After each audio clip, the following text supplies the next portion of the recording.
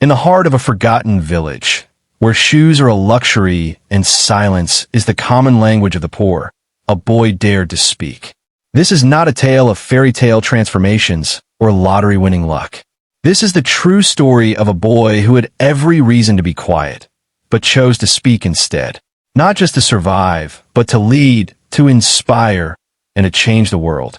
This story is about resilience, hope, pain, and the unstoppable power of one voice, barefoot and bold. The beginning of silence. Daniel was born in a dusty corner of the world, in a remote village called Udi with hilly terrains, eastern part in rural Nigeria. His earliest memories are not of toys or cartoons, but of the crackling sound of firewood, the laughter of his siblings, and the aching hunger that became a daily guest. His family lived in a mud brick hut with a thatched roof that barely held out the rain. Water was fetched from a stream miles away, and electricity was a myth only heard of during market conversations. He had no shoes, not because his parents were cruel or neglectful, but because food came first. His feet hardened with calluses, and he learned to run barefoot over gravel like it was soft grass. But while his feet were toughened, his spirit remained tender. Daniel was a quiet child. He watched more than he spoke. In a world where poverty shouted and survival demanded silence, he listened. He listened to the wind, the animals, the elders. But most of all, he listened to the radio. There was one old battery-powered radio his father cherished. It only worked some nights, but when it did, it brought magic. It brought voices from faraway cities, stories of hope, and music that made his soul dance. Daniel fell in love with words, with sound, with voice. A voice discovered. Daniel's love for radio grew into a love for speaking. At age 6, he began mimicking the radio presenters. He would imitate their cadence, their rhythm, their power. He'd stand on a stone, facing the goats, pretending they were an audience. Good evening, dear listeners. This is Daniel reporting from Village FM. His siblings would laugh, but his mother watched in awe. She saw the light in his eyes. She saw something rare in the boy who never asked for toys, but always begged for more stories. By age 8, Daniel started helping in the community gatherings. He would read announcements, call out names, and eventually deliver short speeches. His words were simple, but they had weight. He would say things like, "Let us share our water, even if we are all thirsty," or "A hungry child learns better with love than with food alone." People began to listen.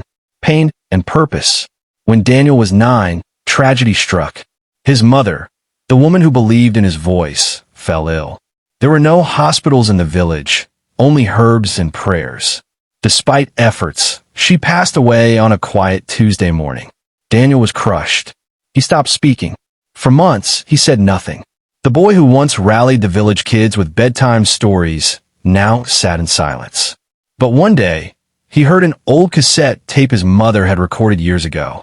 She had recorded his voice imitating the radio. Hearing that tape broke something open.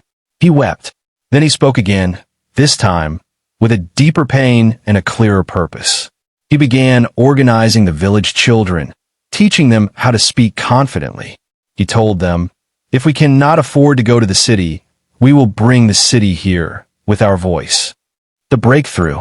At age 12, a group of journalists visited the village as part of a documentary on rural life. When they arrived, they needed a translator. Daniel, now fluent in English through radio exposure, volunteered. But he did more than translate, he inspired. One of the journalists, a woman named Ruth, was captivated. She gave him a smartphone and told him to record his thoughts, speeches, and lessons. She uploaded them on a YouTube channel she created for him, The Voice of the Village. It started slow. A few dozen views, then a few hundred, then thousands. Within months, Daniel's video titled, "We Walk Without Shoes, But Not Without Dreams," went viral. His poetic narration of village life, his reflections on injustice, and his appeal to the global community struck a chord. The rising voice. Daniel's online presence grew. He was invited to speak at local schools, then regional conferences. By 14, he had spoken in 3 African countries. His barefoot image became a symbol, not of poverty, but of pride, of authenticity. He spoke about environmental issues, girls' education, water scarcity, and the power of voice. He didn't pretend to be an expert. He spoke from lived experience. Daniel started a podcast called Barefoot Talks, where he interviewed elders, farmers, mothers, and children. He believed every story mattered, building a movement. With donations pouring in, Daniel founded the Barefoot Voice Foundation. Its mission was simple: empower rural youth to find and use their voice. The foundation built media hubs in villages, offered speech training, provided solar-powered recorders, and hosted storytelling festivals. More than 5,000 kids have participated so far. Some have become local radio hosts, others community leaders. Daniel's impact multiplied. Global recognition. In 2024, Daniel was invited to speak at the United Nations Youth Assembly. Standing barefoot on a marble stage, wearing a second-hand suit, he delivered a 10-minute speech titled "Dust Doesn't Dull the Diamond." The world stood in ovation. Media houses rushed to interview him. Offers came in, from book deals to scholarships to global campaigns. But Daniel remained grounded. He returned home after every trip. He still fetched water with the kids, still recorded his podcast under a mango tree. The message beyond words. Daniel says his mission is not to become famous, but to make voice contagious. He believes every child, every woman, every overlooked soul has a voice worthy of the world's attention. He once said, "Even the poorest mouth can speak the richest truth." His life is proof. What we learn from Daniel. Daniel's journey reminds us that change does not need money or shoes or even a big stage.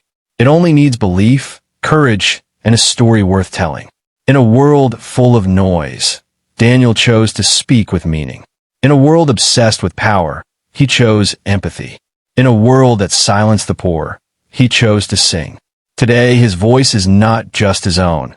It carries the hopes of 1,000 barefoot children, the dreams of silent villages, and the undeniable truth that even the smallest voice can echo across the world.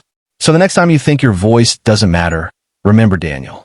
Because the world doesn't need more noise, it needs more meaning. And sometimes, the loudest voices come from the quietest places. If this story touched your heart, share it. Let someone out there remember that their voice matters.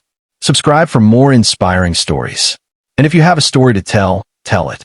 Don't wait, because your voice, like Daniel's, might just change the world.